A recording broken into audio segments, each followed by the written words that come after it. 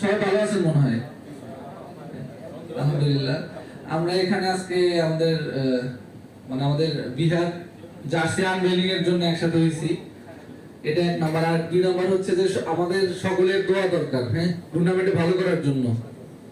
ঠিক আছে, তো আপনারা সবাই আমাদের জন্য দোয়া করবেন। এটা হচ্ছে প্রথম কথা, আমরা যেন একটা ভালো রেজাল্ট আনতে পারি স্পটের পক্ষ থেকে। আমাদের কোচ দীপঙ্কর দাস নীলকণ্ঠ।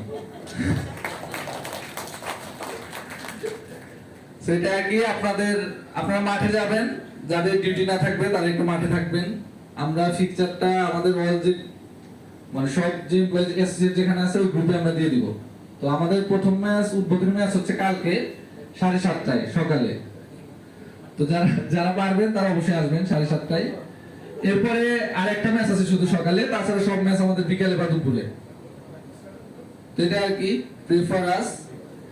এখন আমি অনুরোধ করবো সকলে চটি এবং প্রিন্স ভাই এবং সুজন ভাইকে সামনে আসার জন্য জার্সি আনভেলিং।